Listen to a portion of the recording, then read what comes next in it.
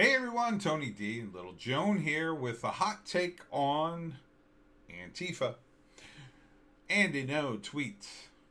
Andy No is the guy who knows everything about Antifa. The city of Portland has negotiated with the BLM Antifa at the Autonomous Zone, that's Chaz 2 if you're counting, or the Raz, and has reached an agreement.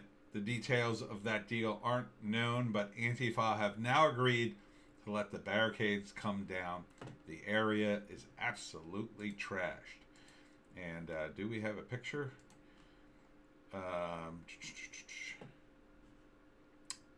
Yeah, somewhat. Let's take a look. Some of the pictures here. You can see stop the something red house because it was a big red house. They've got guys on the streets with guns. Here's one of the blockades. I don't know if they have the shot of it. You see, they just pour crap in the streets. Really, they just ought to take all this stuff and throw it away. Be mindful of, I can't even read that, asthmatic comrades smoking zone.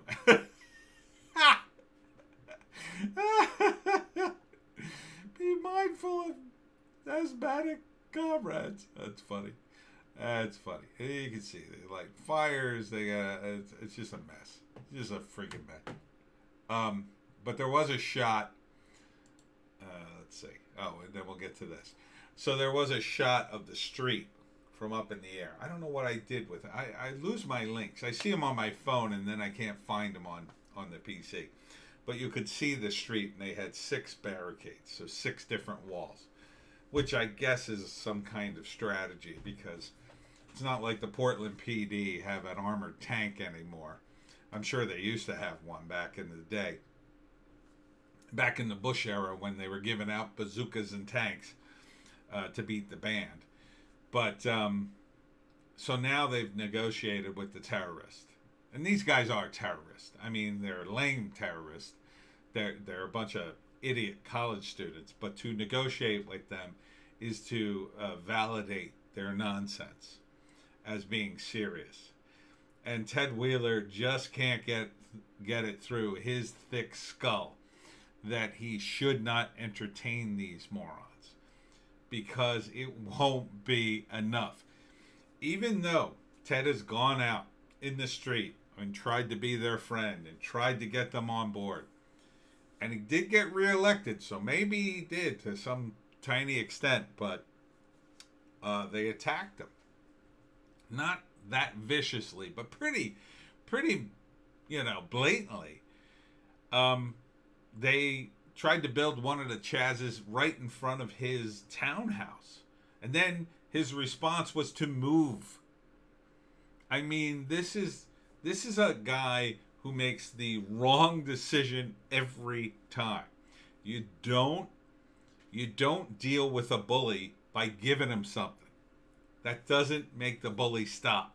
It makes them think, this is working. This is working. So when you negotiate with Antifa, they're not honest. They're absolutely not honest. They have said over and over again that they'll do anything to achieve their goals, including lie. So they'll agree to do all kinds of things if they get something out of it. And then what? What are you going to do, Ted, if you negotiate with these guys? They agree to take down the barriers. You agree to give them, I don't know what you agreed to, probably something stupid. And you give them even just part of what you agreed to, and they don't take down the barriers. Or they start to take them down, and then as soon as you give them something, they go right back and put them up. What are you going to do then? You'll look like an a-hole. These people are breaking the law. They're breaking the law. And you have a duty to uphold the law. And they're violent. See, that's the thing. It's different when it's a bunch of hippies. If it was a bunch of hippies, I would totally have sympathy for them. If they were just squatting in the house and they were linking arms and they just sang Kumbaya and they wouldn't leave and you know, there were just hundreds and hundreds and hundreds of them, which they could do. They could do that. And they could still achieve the same results without any violence. Then the cops, if they came in and started dragging people away, you would have the public on your side. Everybody would be on their side. And you could then pull back the cops and say, hey, they're peaceful, don't mess with them. And then we'd be on your side too. See, you're trying to do that, but these people aren't peaceful. You can't entertain them. Okay? Back in the day, the hippies would have a sit-in. They'd go to some mayor's office or some university dean's office, and they'd all just crowd in the office and sit there. And they wouldn't do anything. They wouldn't break anything. And the dean or the mayor would talk to them because they were reasonable people. This is unreasonable. They're junking up the street, man. They're making a mess. They're not going to pay for any of this. It's costing the city untold thousands of dollars. You should go in there and send a strong message. The first thing you need to do is clean up your court system, because everybody you arrest gets let right out. Why is that happening? Well, you know why. It's because you have a bunch of leftists in the court who don't believe in any kind of punishment. But they're also not giving these people, it's not like they're giving them therapy. It's not like they're giving them anything else. They're just handing them money and food and a place to live and EBT cards or whatever you guys hand out west. That's not giving them any incentive to change their behavior. That's encouraging them. It's like you have spoiled children in your house, and whenever they break something or knock something over, you go, okay, kids, here's your candy. Now be good. And then you wonder why they're not good. Of course they're not going to be good. They don't have any reason to be good. They have every reason to keep breaking stuff because you keep giving them candy. Stop giving these people candy. They're dangerous. They're violent. They've already killed people. How many people have to die and get hurt before you finally go, okay, I'll act like an actual mayor and police commissioner, and I'll send in the cops, and I'll arrest anybody that is trespassing or doing all this violence. And then you'll turn around to the courts and say, don't throw these people out. Throw them in jail. At least give them community service. They're throwing rocks at the cops. Someone's going to get killed, and it's going to be on you, Ted, because you're weak. But here's the other article. Exclusive. Antifa militant arrested following domestic terrorism investigation. Finally, somebody's going to jail because it's federal. Federal authorities have arrested and charged a militant Antifa activist following a month-long domestic terrorism investigation into the attempting bombing of an occupied immigration and customs enforcement facility in Atlanta. Thank God. Now we're seeing some action because the feds have gotten involved. And they have to do Ted Wheeler's job for him. They have to do the jobs of every mayor. Because apparently mayors now, they don't do anything other than feed leftist radicals. Will the people of the city finally stand up and throw these people out of office? Look at what Gavin Newsom is doing to California. It's criminal. Bill de Blasio, Gretchen Whitmer, all these people, they're disgrace. Federal authorities have arrested and charged a militant Antifa activist following months-long domestic terrorist investigation, and we did that.